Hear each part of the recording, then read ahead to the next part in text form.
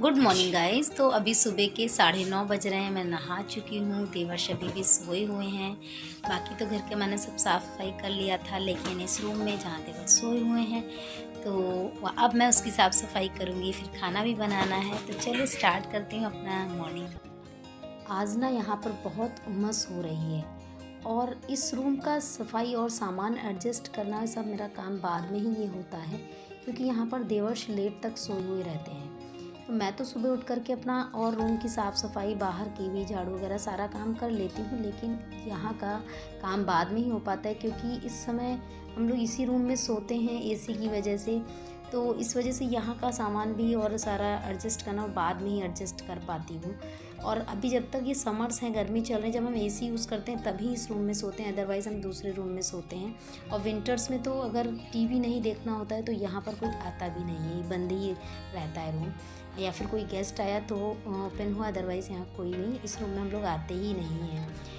और देवर्ष भी अब चले गए थे, ब्रश वगैरह कर रहे थे। और आज मैंने कुछ भी नाश्ता सुबह नहीं बनाया, और चाय भी हमने ना चने के साथ में पी ली थी, क्योंकि आज मैं बनाऊंगी दाल वाली कचौरी। तो मैंने सोचा वो सब किचन का काम स्टार्ट करने के पहले इस रूम को भी व्यवस्थित कर दूं। सारा क्लीनिंग और डस्टिंग रूटीन जो वर्क है वो फिनिश हो जाएगा। अब ये इस रूम में क्या है, डस्ट हल्का फुल्का ज़्यादा तो नहीं आती, सब बंद है फिर भी, लेकिन अब थोड़ा बहुत तो आई जाती। तो नहीं डेली तो हर दूसरे तीसरे दिन तो इस पे टेबल पे वाइप करना, ये सारी चीज़ें करनी ही होती हैं। इवन मैं बहुत बचाव करके रखती हूँ। हम लोग इस रूम में खाना नहीं खाते हैं, अगर कभी खाए भी तो हम लोग हमेशा नीचे ही बैठ के खाते हैं, कभी सोफ़े पर मैं नहीं, ना बच्चे को देती हूँ ना हम लोग कभी खाते हैं। क्योंकि क्या होता है, अगर हम कितना भी बचाएं बट गए, कई बार कहीं धोखे से कोई चीज़ गिर गई तो उसको फिर सफाई करने में बहुत टाइम लग जाता है। और नीचे बैठकर ज़मीन पर बैठ के खाने से क्या होता है, आराम से पोछे से वाइप कर दिया, सब क्लीन हो जाता है। और जब से ये लॉकडाउन हुआ है तब से इतना ज़्यादा शेड्यूल उठने का, मॉर्निंग में जल्दी उठने का, और सभी मतलब काम ही लेट हो गए हैं। सो के उठना और सारे काम करना, सभी ही चीज़ें लेट हो गई हैं, क्योंकि ना तो किसी को ऑफिस जाना होता है और ना ही हम लोगों को जॉब पे जाना होता है। सब घर ही पे रहना है, तो बड़े आराम से, बड़े कंफर्ट जोन में हम सब लोग चले गए हैं। तो वहाँ की सफाई करने के बाद मैं यहाँ ही थोड़ा, मेरा यहाँ भी साफ़ करने का दिल हुआ। ये काउंटर बेसिन भी हल्का सा गंदा लग रहा था, तो मैंने कहा इसको भी साफ़ कर देती हूँ। इसको भी ज़्यादा हम लोग यूज़ नहीं करते हैं काउंटर बेसिन को, कोई गेस्ट वगैरह आया तो भले यूज किया, अदरवाइज़ हम लोग तो किचन में है और पीछे आंगन में तो वही वाला वॉश बेसिन यूज़ करते हैं। तो ये, लेकिन फिर भी ये कि पानी के स्पॉट्स वगैरह जो चीज़ें रहती हैं, और ग्रेनाइट है तो दाग धब्बे पड़ जाते हैं, तो ये है कि इसको भी समय समय पे वाइप करते रहो तो एकदम चमकदार बना रहता है। तो वही चीज़ें साबुन के साथ मैंने इसको सिंक को भी रगड़ दिया था, साफ़ कर दिया था और धुल दिया था, बस सब चमक गया। क्योंकि हमारे डाइनिंग हॉल में ही है तो इसको एकदम नीट एंड क्लीन करके ही रखना होता है, तभी अच्छा सा महसूस होता है। अगर ये ज़रा भी गंदा होता है तो फिर अच्छा नहीं लगता है। और बाहर एक्चुअली इस समय हम लोग इवनिंग टाइम में ज़्यादातर बाहर बैठ रहे हैं, तो कुछ चेयर्स भी मैंने बाहर रख रखी हैं। तो ये चेयर्स वगैरह जब 2-3 दिन हो जाते कपड़े से वाइप कर देती हूँ, लेकिन सिर्फ कपड़े से वाइप करने से चेयर वगैरह जो भी फर्नीचर है उनकी प्रॉपर क्लीनिंग नहीं हो पाती है। तो टाइम टू टाइम इनको ना साबुन, निरमय से और ब्रश से रगड़ना, ताकि इनकी जो दराजें हैं और इनमें डस्टिंग हो जाती है और थोड़ा सा मतलब ओल्ड लगने लग जाते हैं। तो लेकिन जब हम साबुन, निरमय पानी से इसको अच्छे से रगड़ के धुल देते हैं तो फिर से नए हो जाती हैं ये सब सारी चीज़ें। तो बस मैं आज इन चेयर्स को भी धुलने लगी थी, 2 चेयर मैं रखती हूँ बाहर। और तब तक ना ये लोग हो गए थे भूखे, देवर्ष और इनके डैडी। तो इन लोगों ने वाटरमेलन खाया और मेरे लिए भी कट करके रखा था थोड़ा सा।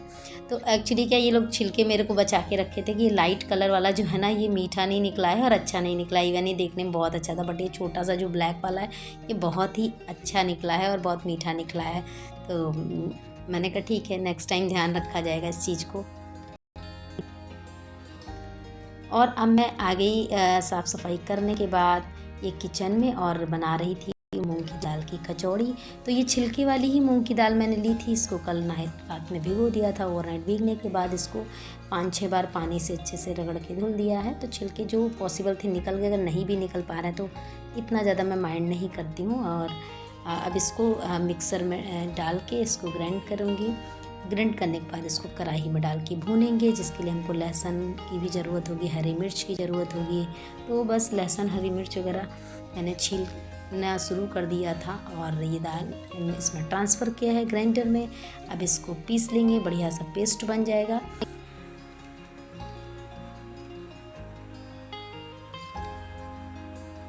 और लहसुन वगैरह तो छीलने के लिए ना मैं अपने बेटे को दे देती हूँ, बैठ के आराम से छील देता है। इधर तब तक मैंने आटा भी तैयार कर लिया था कचौड़ी के लिए। आटे में मैंने मोयन डाला था, नमक डाला था और थोड़ी सी अजवाइन। और ये देखिए दाल ना बिल्कुल भून लिया है मैंने, वो क्लिप मेरी मिस हो गई। उसमें मैंने ऑयल डाला था कढ़ाई में, लहसुन, जीरा, लहसुन, हींग और फिर बेसन डाला और थोड़ा सा बेसन डाला और दाल डाली थी। 3 पाउंड दाल थी जिसमें कि मैंने 1 कप बेसन डाला और सारे मसाले ऐड किए, हल्दी थोड़ा सा, और इसको खूब अच्छे से भून लिया है। और इसको भुनने में लगभग 20 से 25 मिनट लगा है। तो जो एकदम गीला सा पेस्ट बन के रेडी हुआ तो देखिए एकदम ड्राई हो गया है। अब इसको भूनती रहूँगी और अभी थोड़ा सा, लेकिन बस अभी उतारने को तैयार है। इसमें नमक ऐड कर दिया था, थोड़ा सा अमचूर पाउडर ऐड कर दिया था। बहुत ही डिलीशियस लगता है। ये खस्ता टाइप में बनती है कचौरी, बट मैं बना रही हूँ आटे से ही, क्योंकि मैदा की ना एकदम बहुत ज़्यादा भरपेट नहीं खा पाते हैं सब लोग, नुकसान करने का भी डर रहता है। तो मैंने आटे की ही कचौरी बना रही हूँ मूंग की दाल की। पर इसका जो फिलिंग है ये पूरी खस्ता वाली फिलिंग है। और कचौरी बनाने के लिए ना जितना छोटी लोई बनाओ उतना अच्छा रहता है, ताकि फूटने का भी डर नहीं रहता है कढ़ाई में, क्योंकि अगर एक भी कचौरी फूट जाती है तो पूरा ही ऑयल ख़राब हो जाता है। तो बस इस तरीके से मेरी कचौरियाँ निकलना स्टार्ट हो गई थी। ये सब लोग भी ना भूखे थे तो वेट कर रहे थे। तो कचौरी बनाते समय कभी तो हाई फ्लेम करना होता है, फिर मीडियम करना होता है, कभी एकदम स्लो भी कर देना होता है। तो बस इसीलिए इसमें बड़ा ज़्यादा टाइम लग जाता है। तो फ्रेंड्स, अगर मेरे वीडियोस आपको अच्छे लग रहे हैं, मेरे ब्लॉग्स अच्छे लग रहे हैं, so please subscribe the channel को सब्सक्राइब कर लें, साथ ही बेल आइकन प्रेस कर दें और वीडियो को लाइक करें। तो देखिए ये देखो गर्मा गर्म खस्ता कचौरी बनके तैयार हैं। इसको आप चटनी के साथ में भी खा सकते हो, और ना हरी धनिया मिर्च टमाटर की चटनी के साथ तो इसका बहुत ही डिलीशियस टेस्ट आता है, बहुत ही अच्छी लगती हैं ये खाने में। तो ना आप भी एक बार इस तरीके से ज़रूर मूंग की दाल की बेसन मिक्स करके कचौरी बना के ट्राई करिएगा। डेफिनेटली बहुत ही आपको अच्छी लगेंगी। सो अब आप भी बनाइए, खाइए, खिलाइए। And thanks for watching. फिर मिलूँगी नेक्स्ट ब्लॉग के साथ।